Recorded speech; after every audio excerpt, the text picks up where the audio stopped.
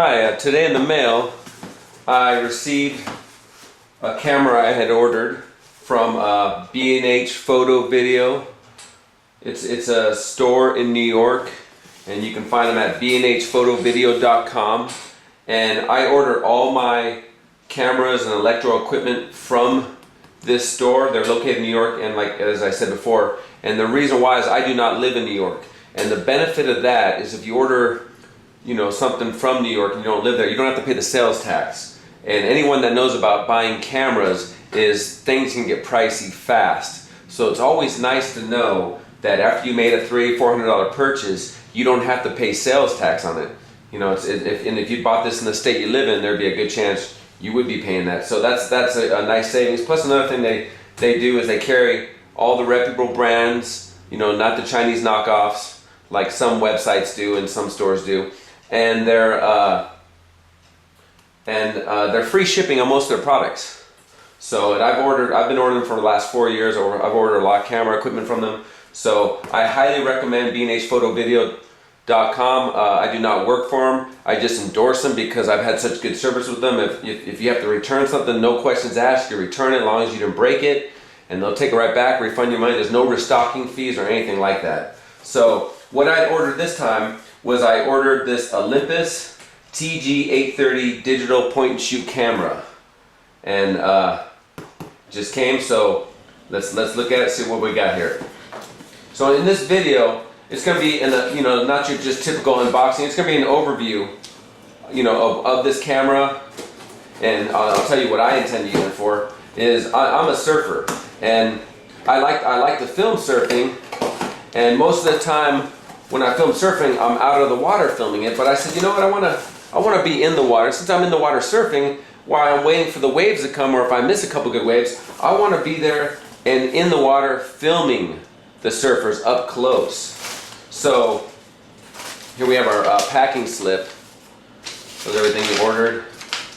And like I said, this was free shipping for me. I got this SDHC card, and I'll tell more about this card later and why I got this card, But I also got a wrist floating device. You'll attach this to your wrist when you're surfing, or if you're just in the water, if you do whitewater rafting or anything like that, or in a pool. And just so this won't get you can lock it off to your wrist so it won't get away from you. You won't lose your camera, because after you spend $200 or $300, that'd be a shame if all of a sudden you went for a wave and you come up and your camera's gone. So here's the camera I got, and like I said, this is the Stylus TG-830 Tough. The reason I got this camera, I was looking at several waterproof cameras, and obviously Olympus is a good brand. There's a lot of good brands out there that make waterproof cameras, but the reason I got this 830 Tough is Olympus has 3 different levels of camera. This is their mid-level waterproof camera. They have a TG-630, they have a TG-830, which is this, and then they have the Olympus Tough TG-2. All of them are new cameras. The price for this was $279. I think they have it on sale right now for about $250. The TG-630 is about $200, and the one above this, the Olympus TG-2, is $379. So about $100 more than this. But this TG-830 and the TG-630 is very comparable in the actual specs. And this is a 16 megapixel camera.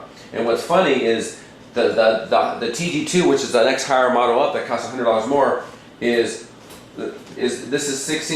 only a 12 megapixel camera, which I don't understand that. But the reason I got the Stylus camera is because this is waterproof, shockproof, crushproof, freeze-proof, and dustproof. So basically, this is perfect for me, and anyone that wants to do action sports, because it can hold up to 200 pounds of someone sitting on it. So you won't destroy the camera. So let's open it up, see what everything that was included here. Okay, you get your disc. Obviously, it's the setup, and it has Olympus Viewer 3 on there, instruction manual, registration. So it's probably some basic program on there so you can look at your pictures and possibly your video. I mean, most people won't use this because they have Adobe or some other picture editing software. You get your little instruction manuals, talk about maintaining the water resistance, how you make sure you do that. Now we open this up and we have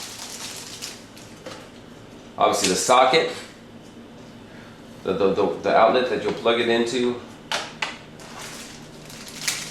It comes with, all these cameras come with something like this, where it's a USB that will plug into the camera. You can plug it into the computer and charge it that way, or plug it into an outlet with this and charge it that way.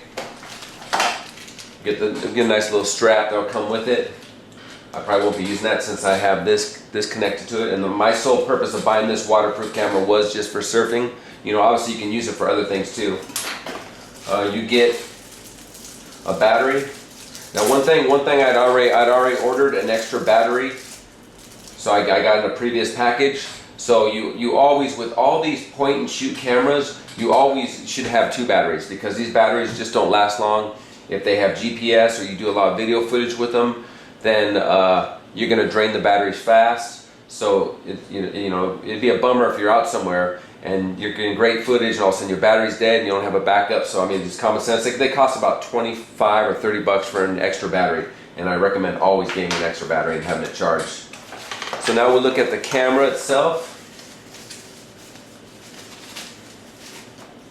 I ordered red, so it stands out. Just in case it got away from me, it'll be floating and red will stand out. So I got red and yellow will just totally stand out, but I sincerely doubt it's going to get away, because this strap works pretty good, looks like.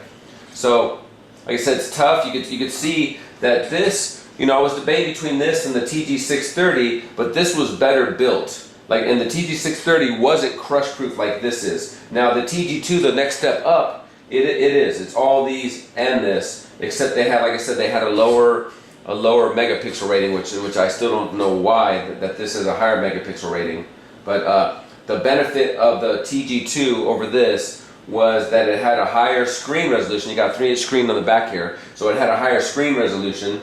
So if you want to look at your footage, your pictures, and this is 100 to 600. This camera right here, the TG-830, is 100 to 640, or I mean 6400 ISO. So the TG2, it had the same 100 to 6400 ISO, but then it also had a higher sensitivity mode on the ISO, so the other one should work a little bit better in lower light, but I plan to do all my surfing in the day, so I had no need for that, for paying an extra $100. So, and this thing will go underwater 33 feet. You know, when you're surfing, the most you're going to go underwater is 5 to 8 feet, probably, unless you get dunked by a super big wave. And the TG2, it was, I believe, 50 feet underwater. So the TG2 model was more for like diving. If you're going to dive real deep with it, for my needs, for the surfing and the water sports, and I do whitewater rafting too, I'm using this camera right here. Now, if you notice on what they do on these waterproof cameras is they have locks. You know, so here's a case. You open it up. You put your battery here. I don't know if you can see this. You put your battery here and your SDHC card there. You'll close it, and then to keep these waterproof, they have little locks. So you click the lock, and then this thing won't open. And if the lock clicks, it's sealed right there. So you have that there, and then you also have it on the bottom here, where your HDMI cable will go, or your power cable will go. So that obviously you can't have water in there, so you lock that, push that up, and then lock it. Once it's locked, it's sealed. So those are, when you use these waterproof cameras, that's 2 things you have to for sure do before you get in the water with them, because those 2 areas, that's their weak spots. Water gets in there, this camera's fried. It's no good. So that's why you make sure that's locked, everything's good to go before you jump in the water. So obviously you can mount this camera if you want on a tripod or monopod, whatever you want. You know, I won't really have any need for that. So, you know, like I said, this camera is 16 megapixels, and it has a 5-time optical zoom. Now, that's one of the negatives of waterproof cameras is the zoom isn't that good, because the lens doesn't come out like a typical point and shoot camera. Like my other camera will zoom all the way up to 480 millimeters, so the lens will come out about about almost 2 inches or so. So this is sealed, so obviously the zoom can't come out. So the best that they're going to make it is 5-time optical zoom. So that means that's equivalent from a 28 millimeter to 140 millimeter. And it does have a 10 times super zoom resolution and a 4 times digital zoom. So with the 10 times super zoom resolution, you can zoom up real close. The 4 time will zoom the whole shot up. But the problem is when you use that, you usually lose some of the resolution. You know, if you use the digital, if you just use the optical zoom, you're going to get the great quality. But the moment you go to digital zoom, which will take you out further, you start to diminish the quality. So I usually don't use that stuff.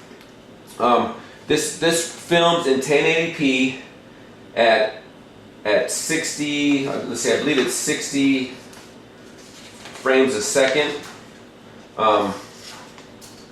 Yeah, 1080p. Yeah, it's 60 frames a second. Now that's good. That's some of the best HD quality. As of right now, YouTube only lets you upload, you know, 1080 at 30 frames is what they use. But 60 frames is twice the information, so it's usually better quality than 30 frames. But the reason I picked this Olympus camera over some other brands that have waterproof cameras, because you can also record in 720 HD at, get this, 120 frames per second. Now, the benefit of that is if you record something at 120 frames per second in 720 HD, you can get some great slow motion footage with this camera. Now, I'm gonna be in the water surfing, and in between the sets I catch, I'm gonna be catching other people with this camera, you know, on waves, and I'm gonna film them in slow motion, because if you see anything filmed in slow motion that involves water and action sports, the footage is incredible. So that was the selling point for me, was I wanted a camera that was waterproof and that could record 720 HD at 120 frames, and this is one of the few cameras on the market that actually does that. And I think there's only maybe one other one that does it, but for this price and what this did, that, you know, that's what I got it for. So, like I said, you can record 1080 HD at 60 frames or 720 at 120 frames. They even have something, if you want to get crazy with it, they even have something on there. This will record actually up to 240 frames per second at 640 by 480. So if you don't view it in anything bigger than maybe a 6 by 6 square on YouTube and you look at the footage, then the footage will look decent. But if you try to blow a 640 by 480 pixel rating up, anything bigger than that, it probably won't look that good. But it's still kind of cool to film something at 240 frames per second. So that was one thing else that this camera had that was pretty interesting. I probably won't be using that too much. I'll stick with the 120 frames. So, like I said, on the back, you have the 3-inch screen, and it has a pretty good resolution, so you can see everything you shot with. It has the ISO range, like I said once before, 125 to 640. It does have a high-speed continuous shooting, but it's only like 2.5 frames per second. You know, but for a waterproof camera, that's not bad. You know, it has a lot of different shooting modes. And another thing this camera has on it, it has HDR. So, you know, a lot of you that have iPhones, you're familiar with HDR, high dynamic range. And what this does is if you shoot something with HDR, it will balance out all your lighting. So if the sun's blasting on the left side of somebody when you're taking a picture of them and it's blowing their left side of their face out, the HDR shot will actually balance it out, so it'll make the lighting even, and it's a better looking picture most of the time. So I mean, that's something that's kind of cool on this. It has autofocus tracking, you know, which is not bad, and it's also got multi-recording, which as you're recording video, you can also, you know, it'll also be taking photos out at the same time, or you could be snapping off photos yourself while it's recording video, which is kind of cool. So that's the multi